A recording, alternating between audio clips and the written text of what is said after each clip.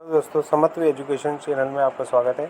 आज हम जिस टॉपिक के बारे में बात करना चाहते हैं उस टॉपिक का नाम है पाणिनि द्वारा रचित महेश्वरी सूत्र और उनके पाणिनि जी के द्वारा जो वर्णों की संख्या कितनी बताई गई है उसके बारे में बात करेंगे।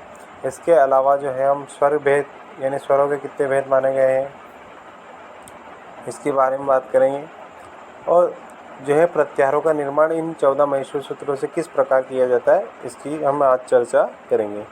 तो देखिए, पूर्व की जो वीडियो थी उसमें हमने पाणिनि, कात्यायन और पतंजलि इन 3 मुनियों के परिचय के बारे में बात की थी। इसके अलावा हमने देखा था कि अन्य जो व्याकरण के आचार्य कौन कौन से हैं उनके बारे में भी हमने उस पूर्व वीडियो में हमने बात की थी। तो आइए देखते हैं महेश्वरी सूत्र कितने हैं। तो इन महेश्वरी सूत्रों की जो संख्या है वो 14 मानी जाती है। अब ये कौन कौन से देखिए और इनका उच्चारण किस तरह से किया जाता है। तो देखिए, अ, ई, ऊण, री, लिक, ए, ओंग, ऐ, ओच, हय, वरट, लण, यमंग, हणनम, झवय, घड़, दश, जब, गड़, दश, कफ, चटथ, चटतव, कपय, शस, सर और हल। तो इस तरह से इनका उच्चारण किया जाता है। देखिए, जो ये इसको बोलते ए और ये ऐ कहा जाता है, इसको ऐ बोला जाता है। अगर हम बात करें तो इसको ओ कहते हैं, इसको औ कहते हैं। तो इस तरह से इनमें उच्चारण में भिन्नता होती है। आगे देखें तो देखिए कि जो ये महेश्वरी सूत्र हैं वो 14 है, इसलिए इन्हें चतुर्दश सूत्र भी कहते हैं। आगे देखें तो इनसे प्रत्याहारों का निर्माण किया जाता है, इसलिए इन्हें प्रत्याहार सूत्र भी कहते हैं। अब ये भगवान शंकर के डमरू से निकलकर पाणिनि जी को प्राप्त हुए हैं, अतः इन्हें शिव सूत्र भी कहते हैं, क्योंकि शिव भगवान जो शंकर का नाम ही शिव है, तो इसलिए इन शिव सूत्र भी कहा जाता है और महेश्वरी सूत्र भी कहते हैं। और ये व्याकरण के प्रारंभिक ककहरा कहलाते हैं, क्योंकि जिस प्रकार जैसे बालक हुआ उस बालक को सबसे पहले वर्णमाला का ज्ञान कराया जाता है। इसी प्रकार जो संस्कृत व्याकरण है उस संस्कृत व्याकरण को सीखने से पहले हमें इनका ज्ञान होना आवश्यक है। तो इसलिए ये संस्कृत जो व्याकरण है उस संस्कृत व्याकरण में वर्णमाला है। इन्हीं को वर्ण समाम्नाय भी कहते हैं, यानी जो प्रत्याहार है उनको वर्ण समाम्नाय भी कहा जाता है।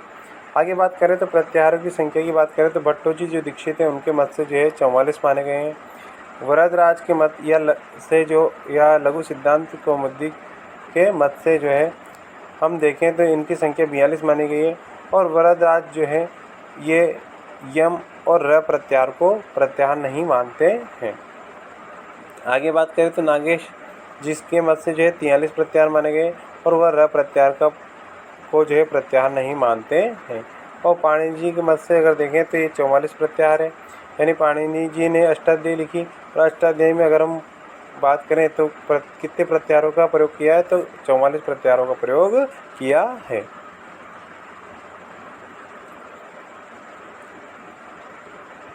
देखिए, आगे अगर हम बात करें तो प्रत्याहारों का निर्माण किस तरह से किया जाता है।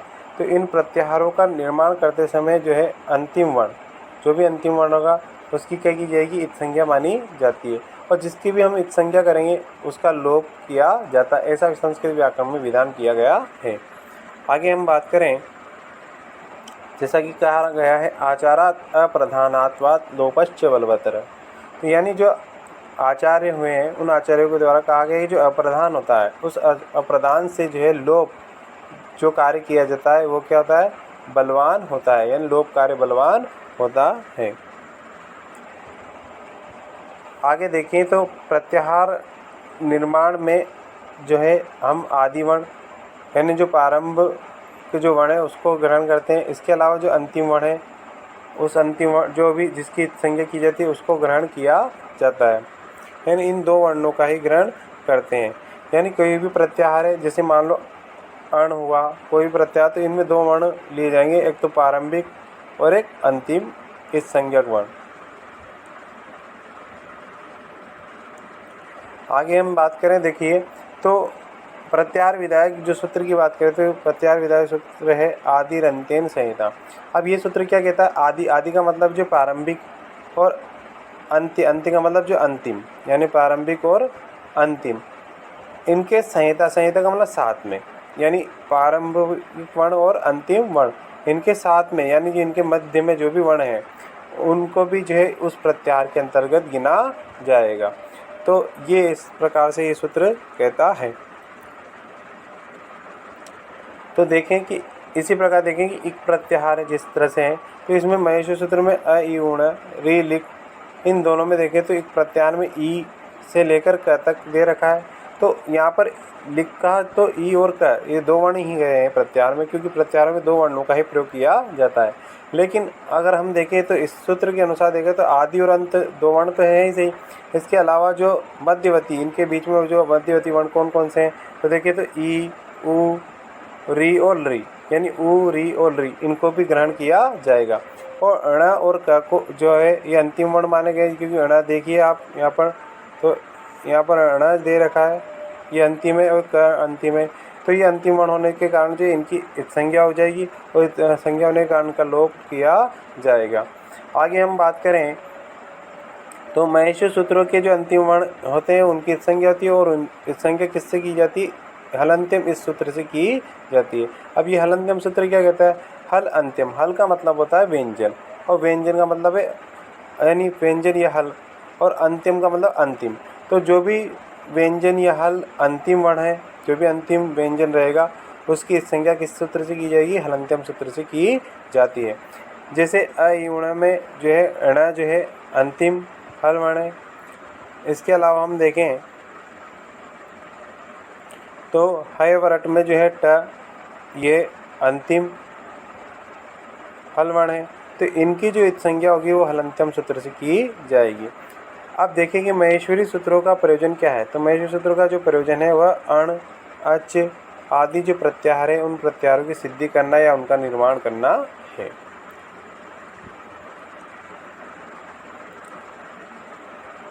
देखिए आगे अगर हम बात करें तो लण जो सूत्र है, उस लण सूत्र में जो है ल में स्थित अ है उसकी संज्ञा भी होती है। तो ये ल में स्थित अ क्या है? एक स्वर है, और स्वर की जो संज्ञा होगी वो उपदेश अज अनुनासिक इस सूत्र से की जाएगी। अब ये सूत्र क्या कहता है? ये कहता है कि उपदेश यानी उपदेश की अवस्था में जो अनुनासिक अच होता है उसकी संज्ञा होती है। अब उपदेश क्या है? उपदेश की अगर बात करें तो उपदेश जो पाणिनि हुए, कात्यायन है या पतंजलि, इन तीनों आचार्य के द्वारा जो भी कुछ कहा गया है, जो भी उच्चारण किया गया है, वो सब क्या है? उपदेश कहलाते हैं। और उस उपदेश की अवस्था में जो अच है, अच कौन सा अच? यानी अंतिम अच, अंतिम अच की बात की जा रही है। जैसे हलंत्यम में हमने इस संज्ञा जो की थी हल वर्ण की, वो अंतिम हल वर्ण की थी। इसी प्रकार अंतिम जो अच होगा उसे क्या माना जाएगा? अनुनासिक अच माना जाएगा।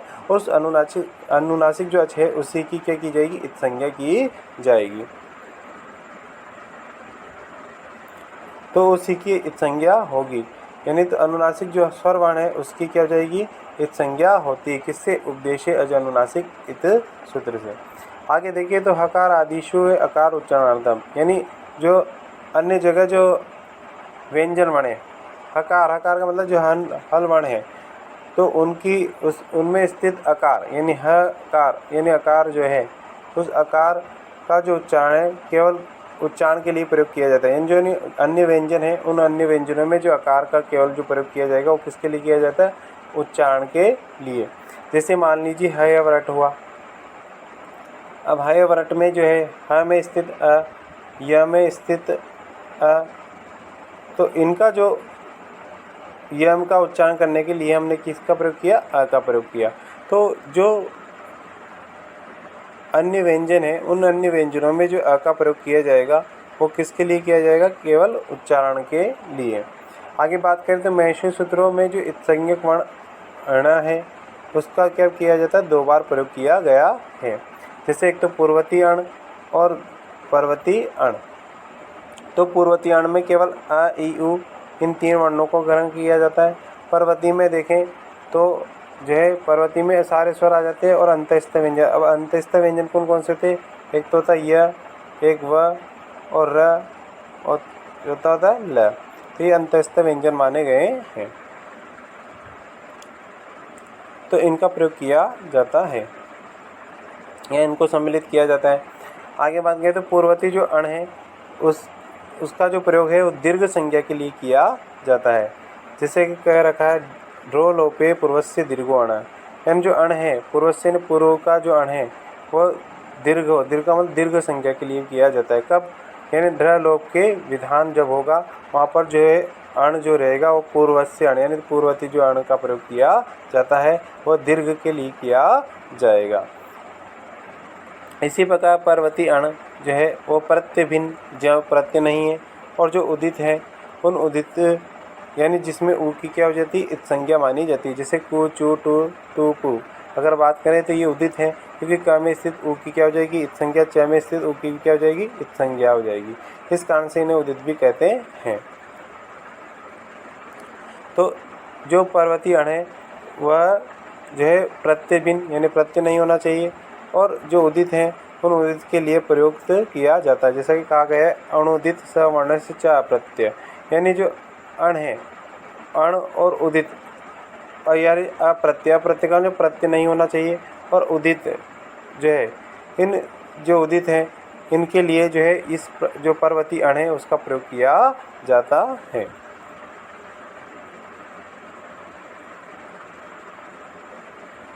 देखिए अभी जैसे मैं आपको समझा देता हूँ एक बार। तो देखिए इसमें कि अ ई उण, तो ये जो अ से लेकर अण है ये पूर्ववर्ती अण कहलाएगा। अब इसमें अगर बात करें तो जो है कौन कौन से वर्ण ग्रहण किए जाएंगे, एक तो अ होगा, एक ई, एक उ, ये जो तीन वर्ण हैं इनको ही ग्रहण किया जाएगा। और पर्वतीय अण की अगर बात करें तो पर्वतीय जो अण है ये अ से लेकर लण सूत्र के अण तक ग्रहण करेंगे। तो इसमें देखिए आप अ, ई, उ और अणा को हम ग्रहण नहीं करेंगे क्योंकि इसकी संज्ञा हो जाएगी। इसके बाद री, री, इसके बाद ए, औ और आई और औ, तो ये ग्रहण किए जाते हैं। तो ये जो जितने भी है ये सारे अच कहलाते हैं। तो ये अच यानी पूरे अच स्वर ग्रहण किए जाते हैं पर्वतीय अण में।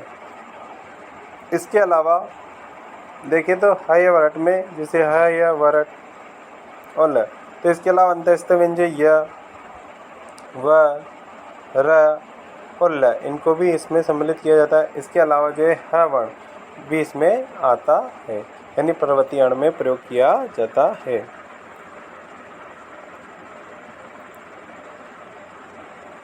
तो इस तरह से जो है पूर्वतीय और पर्वतीय अण का प्रयोग किया जाता है।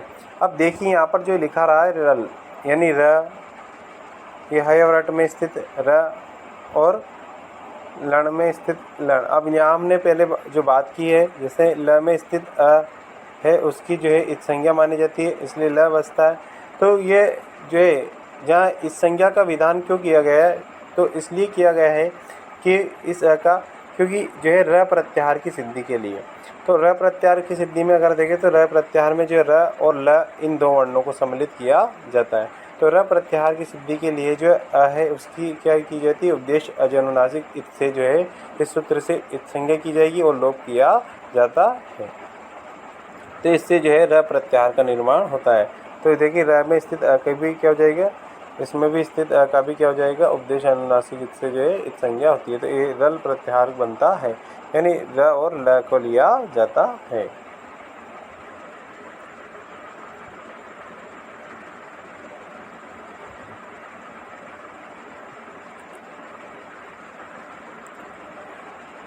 अब देखिए तो किस तरह से जो है प्रत्याहारों का निर्माण होता है। देखिए अ ई उण इस प्रथम सूत्र से जो अण केवल एक प्रत्याहार का निर्माण किया जाता है। री लिख इससे जो है तीन प्रत्याहार बनते हैं अक, इक और उक। इसके बाद ए ओं इस तीसरे सूत्र से जो एंग केवल एक प्रत्याहार का निर्माण किया जाता है। इसके बाद देखें तो चौथे सूत्र ए ओ से जो है 4 प्रत्याहारों का अच, इच, एच और ऐच, इन प्रत्याहारों का निर्माण होता है। इसके बाद देखिए तो है व्रत 5वें सूत्र से को सम्मिलित करने से अट प्रत्याहार यानी एक प्रत्याहार का ग्रहण या बनता है। तो यहाँ देखिए 6ठे सूत्रों की बात करें लण, इसमें तो देखें तो इससे 3 प्रत्याहार अण, इण और यण। अब यहाँ अण की तो बात हो जाएगी, लेकिन जो इण है ये इण में स्थित ऋणा जो है, इस ऋणा को भी जो है पर्वती माना जाता है। यानी पर्वती यानी बाद वाले अण में जो लण में स्थित ऋणा है उसको ग्रहण किया जाता है, पूर्वती को नहीं।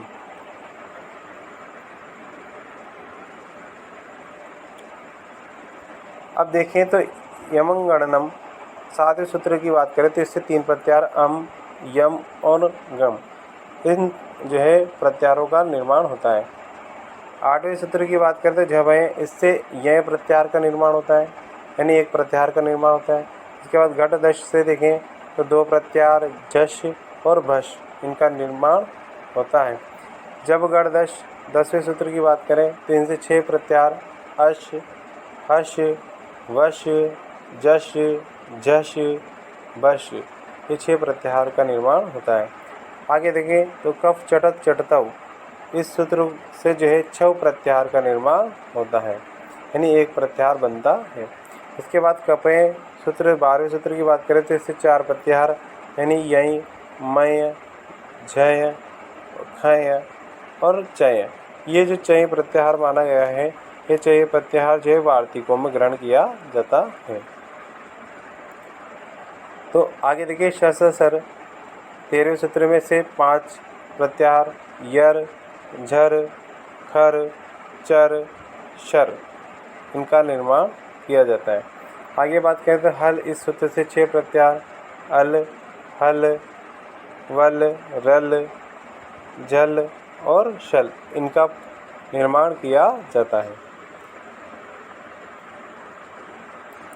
अगर हम बात करें तो सामान्यतः जो है इन प्रत्याहारों का अगर देखें तो कितने हुए, तो अब देखें अगर अपन यहाँ पर तो देखिए इसमें स्थित 1 प्रत्याहार, इसके बाद 3, इसके बाद हम जाके 1, इसके बाद देखिए 4, तो इसके बाद देखिए 1, इसके बाद देखिए 3 छठे सूत्र से, इसके बाद 7वें में अगर देखें तो 3, इसके बाद देखिए 8वें में 1, 9 में 2 और 10वें में 6, इसके बाद हम देखें तो 11वें में 1, 12वें में 4 और 13वें में 5 और छठे में जो 13 के बाद 14वें में जो है 6, इस तरह से जो है ये प्रत्याहारों का निर्माण। अब इनको अगर जोड़ें तो टोटल हुए, देखिए आप कि यहाँ पर देखें तो 3, 1, 4, 5, 5 और 4, 9, 1, 10, 10 के बाद देखें तो ये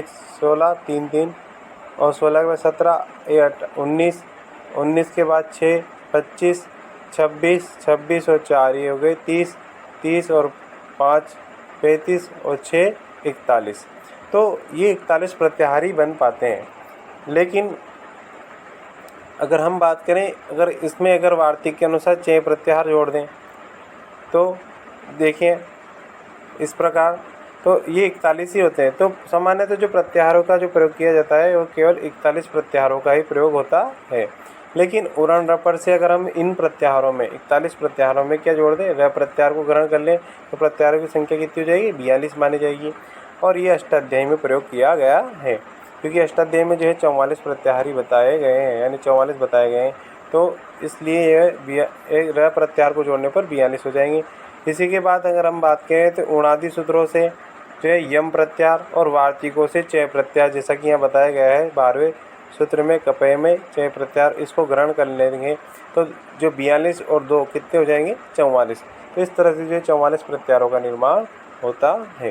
देखिए तो वर्ण की परिभाषा की बात करें तो किसी भी भाषा को की जो सबसे छोटी इकाई होती है वो क्या कहलाती है, वर्ण कहलाती है। यानी जो भी भाषा की सबसे छोटी इकाई होगी वो क्या कहलाएगी, वर्ण कहलाएगी।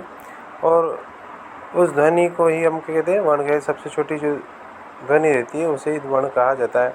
और ऐसी ध्वनि जिसका हम क्या कर नहीं सकते, विभाजन नहीं कर सकते, ऐसी ध्वनि क्या कहलाती है, जो है वर्ण कहलाती है। जैसे क, ख, ग, अ, ई, उ।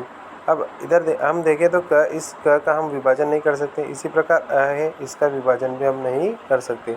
अगर यहाँ पर आ होता तो हम इसका विभाजन कर देते, जैसे अ प्लस अ। और यहाँ पर पूरा क होता तो इसका विभाजन भी हो जाता, जैसे क प्लस अ। क में स्थित अ अलग हो जाता। लेकिन ऐसा जो, यानी उसको हम कह सकते हैं वर्ण किसे कहेंगे, जिसका विभाजन हम नहीं कर सकते, या जिसका अंतिम विभाजन हमने कर दिया और उसके बाद हम उसका विभाजन नहीं कर सकते। तो ऐसे जो है वर्ण कहलाते हैं। ये ऐसी ध्वनि को हम क्या कहते हैं, वर्ण कहते हैं। आगे बात करें तो वर्ण के भेद की बात करें तो वर्ण के 2 प्रकार के भेद हैं, एक तो स्वर वर्ण और एक व्यंजन या हल वर्ण। स्वरों की संख्या जो है 9 मानी गई है महेश्वरी सूत्रों में। और जैसा कि अच स्वर जिसको कहते हैं हम अ से लेकर च, यानी अब अ से लेकर जो च है उनके बीच में सारे स्वर आ जाते हैं और इन स्वरों की संख्या कितनी होगी, 9 मानी जाएगी।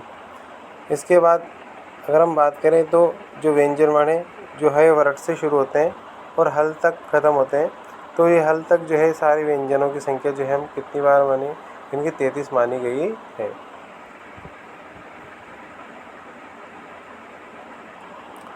आगे बात करें तो स्वर क्या है, यानी अच किसे कहते हैं।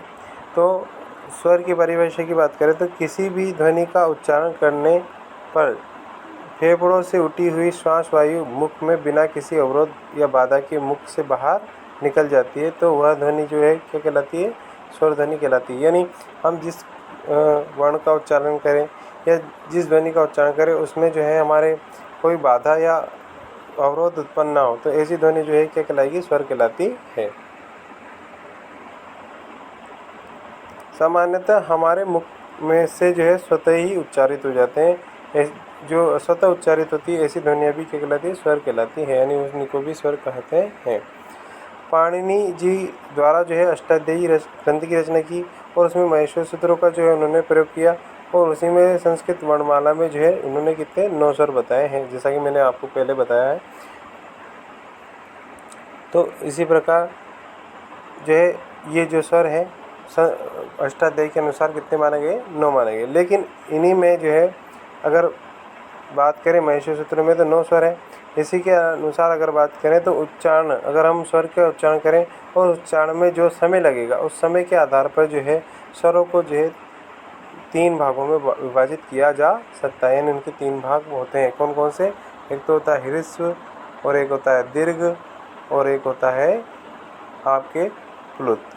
तो ये जो है 3 भाग इसके माने गए हैं या भेद माने गए हैं।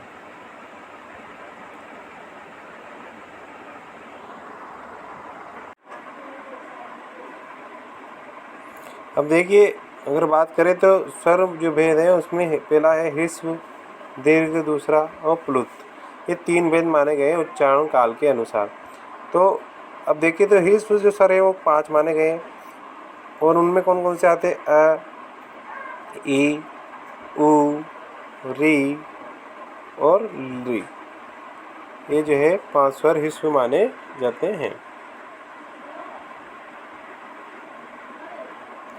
इसके अलावा दीर्घ स्वर में जैसे एक तो आ, इन्हीं के ह्रस्व स्वर के, एक दीर्घ इकार, दीर्घ उकार,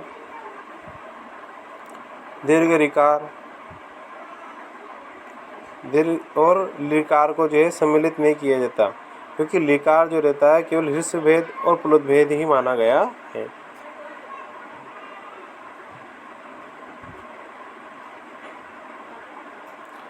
अब देखिए आगे बात करें हम तो देखिए ह्रस्व जो स्वर है उस ह्रस्व स्वर में जैसे मान लीजिए अ है, इस अ में ह्रस्व स्वर को माने तो इस ह्रस्व स्वर में इसके जो है 3 भेद भी और माने गए हैं, एक तो उदात्त, एक अनुदात्त और एक स्वरित। अब इन तीनों भेद में जो है प्रत्येक के भी जो है 2-2 भेद माने गए, एक तो अनुनासिक और अनुनुनासिक।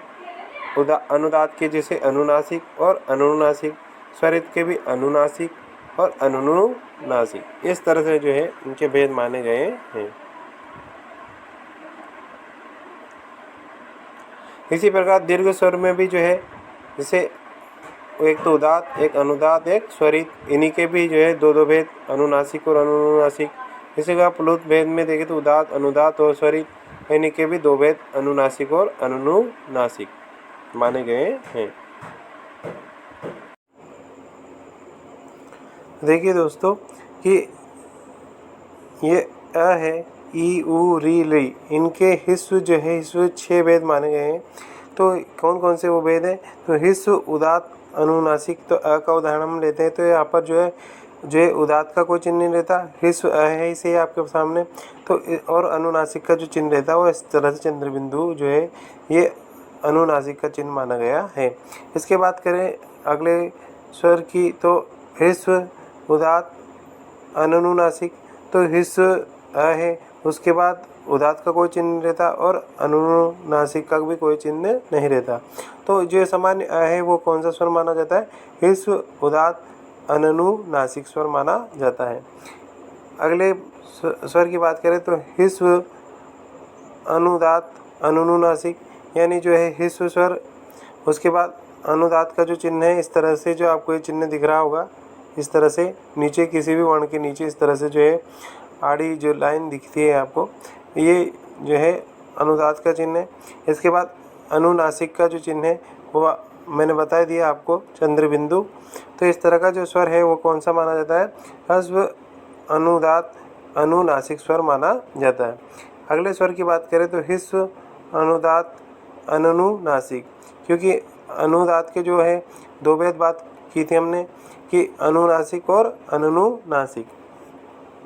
तो यहाँ देखिए तो जो है इस तरह का जो है अनुदात का चिन्ह है तथा अनुनासिक का कोई चिन्ह नहीं रहता।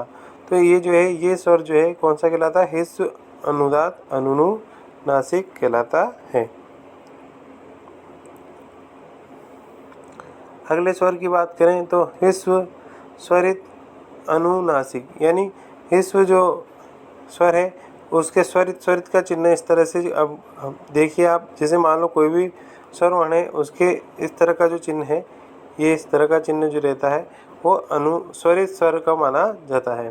तो स्वरित, और इसके बाद देखिए अनुनासिक, तो अनुनासिक का जो चिन्ह है आपको बता दिया मैंने। इसके बाद ह्रस्व, स्वरित, अनुनासिक। तो अनुनासिक स्वर की बात करें तो अनुनासिक का कोई चिन्ह नहीं रहता। इसके बाद स्वरित का जो है चिन्ह आपको इसमें मिल ही रहा है। इसके बाद देखिए ह्रस्व स्वर है, तो इस तरह का जो अ है वो जो है इस आकार के कौन सा भेद है? ह्रस्व, स्वरित, अनुनासिक। तो इस तरह से जो है ये प्रत्येक अ, ई, उ, री, ली, ये जो ह्रस्व भेद है इन सभी के ये 6 भेद इस तरह से बनते हैं। आगे बात करें दीर्घ भेद की, तो देखिए दीर्घ जो है आ, इन्हीं अ, ई, उ, री, इन्हीं के दीर्घ भेद है, क्योंकि ली का जो है दीर्घ भेद नहीं माना गया है। और इसके बाद दीर्घ स्वर ए, आई, ओ, औ जो है ये दीर्घ भेद माने, ये दीर्घ स्वर माने जाते हैं। आगे बात करें तो देखिए इसी प्रकार इनके भी जो है 6 प्रकार के भेद माने गए हैं। तो कौन कौन से? दीर्घ, उदात, अनुनासिक। अब यहाँ दीर्घ स्वर का उदाहरण हमने ले लिया, तथा उदात का जो है कोई चिन्ह नहीं होता, तथा अनुनासिक का चिन्ह जैसे आपने यहाँ पर पूर्व में देखा था ह्रस्व स्वर में, उसी प्रकार का चिन्ह आपको यहाँ पर मिल रहा होगा, उसी प्रकार के भेद यहाँ पर मिल रहे होंगे। तो इस तरह के जो है यहाँ पर केवल दीर्घ स्वर का प्रयोग किया गया है, तो इसी के समान जो है इसके भेद भी मिलेंगे आपको। तो ये जो है इस तरह से माना है। अगली बात करें तो देखिए प्लुत भेद, इसी प्रकार 6 भेद होते हैं। अब प्लुत का जो चिन्ह रहता है इस तरह से जो है, ये हम किसी भी वर्ण के पीछे अगर 3 लगाते हैं हिंदी वाले, तो ये जो 3 लिखते हैं ये जो है प्लुत भेद या प्लुत चिन्ह माना जाता है। देखिए आगे बात करें तो प्लुत, उदात्त, अनुनासिक। अब उदात्त का कोई चिन्ह नहीं रहता, प्लुत का चिन्ह आपको दिख ही रहा है यहाँ पर जिस तरह से ये लगा रखा मैंने। उसके बाद अनुनासिक का चिन्ह इस तरह से रहता है। तो सेम वही है, केवल हमें प्लुत चिन्ह का प्रयोग करना है। और इसके जो है दीर्घ भेद नहीं होते हैं। जो प्लुत भेद है उसके दीर्घ भेद जो है केवल जो है ये आ ई उ री इन्हीं को माना तो गया है, लेकिन यहाँ हिस्व भेद स्वीकार किए गए थे इनके, और तथा ये दीर्घ भेद जो है ये जो है ए ऐ ओ औ इन्हीं के स्वीकार किए जाते हैं। तो इस तरह से जो है अगर हम अकेले अ की बात करें तो इस अ के जो है 6 तो हिस्व भेद, 6 जो है दीर्घ भेद और 6 ही कौन से भेद हो जाते हैं, प्लुत भेद हो जाते हैं। तो ये जो है अ जो है अकेला कितने प्रकार का हो जाता है, 18 प्रकार का माना गया है। इसी प्रकार ई के भी 18 भेद, ऊ के भी 18 भेद, री के भी 18 भेद, लेकिन री के जो है 12 भेद माने गए, क्योंकि ये जो दीर्घ का इसमें क्या हो जाता है, अभाव पाया जाता है। तो दीर्घ के 6 भेद अगर हमने गिने तो कितने मानेंगे, री के जो है 12 भेद ही माने जाते हैं।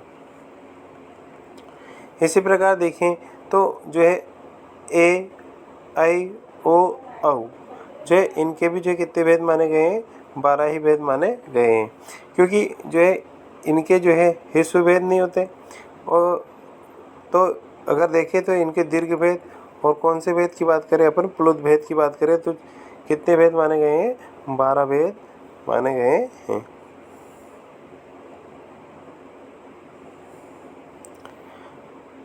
तो इसी प्रकार जो है आगे बात करें तो ये जो है इनके कितने 12 भेद माने गए हैं।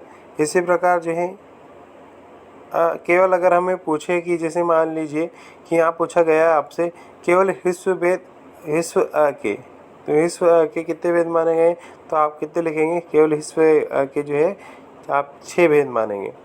और अगर आपसे पूछे कि दीर्घ जो है ऊ के, उकार के कितने भेद माने गए हैं, तो दीर्घ उकार के कितने मानेंगे, उसके भी 6। इसी का प्लुत ई की पूछ ले तो 6 मानेंगे, लेकिन आपसे केवल यूँ पूछे कि अ के कितने भेद माने, तो अ के कितने मानेंगे, 18 भेद माने जाएंगे।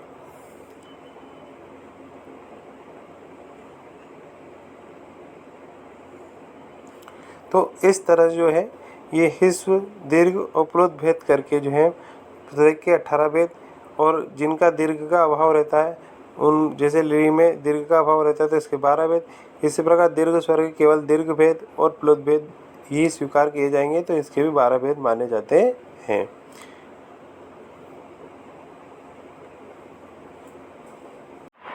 देखिए दोस्तों, जो पाणिनि शिक्षा है उस पाणिनि शिक्षा में जो है जो वर्णों की संख्या है वो 64 मानी गई है।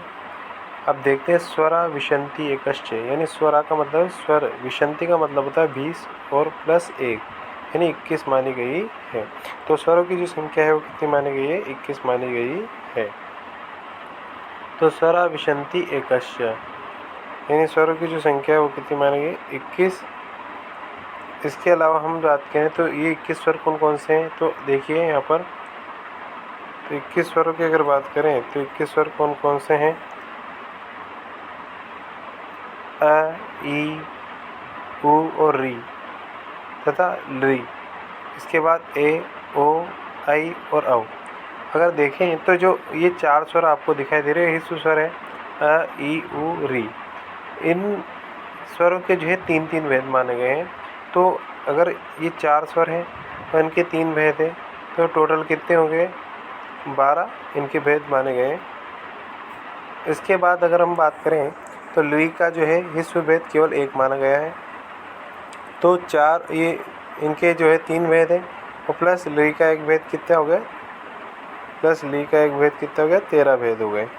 इसके अलावा हम बात करें तो ए ओ ऐ औ, ये दीर्घ स्वर है, इनके एक तो दीर्घ भेद होता है, एक जो है प्लुत भेद होता है। तो ये जो है 2 भेद माने जाते हैं इनके सभी स्वरों के। तो 4 और इंटू अगर 2 करें तो 8 जो है इनकी संख्या होती है। तो अगर हम 13 में 8 जोड़ दें तो टोटल जो है 21 स्वर माने गए हैं।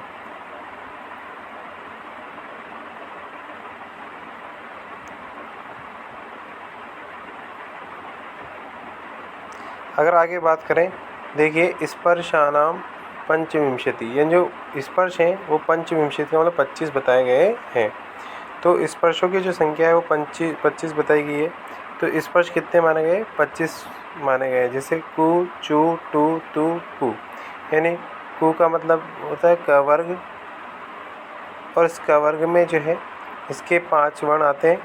यानी कौन कौन से? एक तो क वर्ग में क हो गया, ख, ग, घ और एक ग। ये जो है इसके 5 वर्ण माने गए। इसी प्रकार च वर्ग के भी 5 वर्ण, और ट वर्ग के भी 5, त वर्ग के भी 5 और प वर्ग के 5। इस तरह से जो है कुल मिलाकर जो है इन 25 स्पर्श माने गए। इन्हीं को उदित भी कहा जाता है, क्योंकि इनमें जो है उ की संज्ञा होती है। आगे बात करते हैं यादश्च स्मृता अष्टो, यानी जो यादी हैं वो 8 माने गए हैं। यानी उनकी संख्या कितनी बताइए? 8 बताई गई है। इसमें अंत्यस्थ व्यंजन और ऊष्म व्यंजनों को सम्मिलित किया है। अंत्यस्थ व्यंजन में 4 वर्ण आते हैं, य, व, र और ल, तथा ऊष्म में भी 4 आते हैं, जैसे श, श, स, तीनों प्रकार के, और एक ह। ये ऊष्म माने जाते हैं, ऊष्म व्यंजन कहा जाता है। आगे बात करें तो चत्वारश्च यमा स्मृतः, तो यम जो है उनकी संख्या 4 मानी गई है। चत्वार यानी 4 माने गए। कुम, घुम, गुम, घुम, ये 4 यम माने गए हैं। आगे बात करते हैं अनुस्वारो विसर्गश्च, तो अनुस्वार की एक संख्या और विसर्ग के भी एक संख्या माने गए। अनुस्वार का चिन्ह हम इस तरह से लगाते हैं किसी भी वर्ण के ऊपर, और इस बिंदी का प्रयोग करते हैं। इसी प्रकार विसर्ग का प्रयोग हम इस तरह से करते हैं किसी भी वर्ण के पीछे। जैसे मान लीजिएगा क है तो क के पीछे विसर्ग लगाएंगे, तो इस तरह से विसर्ग का प्रयोग किया जाएगा। इसी प्रकार देखिए कपौ चापी परार्शितो, यानी जो क है और ख है ये अर्ध विसर्ग का चिन्ह है इस तरह का। तो जो अर्ध विसर्ग युक्त क है और अर्ध विसर्ग युक्त जो ख है ये जो है जिहा मूल्यम माने जाते हैं, और इनकी संख्या कितनी मानी गई? 1 मानी गई है। इसके बाद पो का मतलब प वर्ग में जो है प और फ, ये अर्ध विसर्ग युक्त प और अर्ध विसर्ग युक्त फ, ये जो है उपद मानीय माने जाते हैं। इनकी संख्या कितनी बताई गई? 1 बताई गई है। आगे देखिए दो स्पष्ट चेती विज्ञेय, तो दो स्पष्ट को भी जो जानना चाहिए। तो दो स्पष्ट क्या है? जो वैदिक ल है, इस तरह का जो चिन्ह आप देख रहे हो, तो इस प्रकार का जो चिन्ह है वो क्या आता है? वैदिक ल, ये दुस्पष्ट माना जाता है। आगे देखें तो लिकार प्लुत एव च, तो जो प्लुत लृ है, एक लृ का भेद प्लुत भी होता है, इसका दीर्घ भेद नहीं माना जाता, तो दीर्घ भेद नहीं होता है। तो जो है लृ का कौन सा भेद में आया? दीर्घ और एक ह्रस्व भेद, जैसा कि आप यहाँ देख रहे हैं ह्रस्व भेद में एक लृ ये रहा है और एक प्लुत भेद इसका माना गया है। तो इस तरह से जो है पाणिनि शिक्षा के में जो वर्णों की संख्या 64 मानी गई है।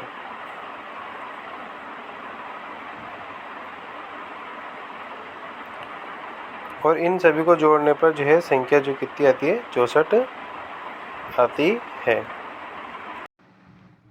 अगर ये वीडियो आपको पसंद आई तो like, share, subscribe, press to bell icon.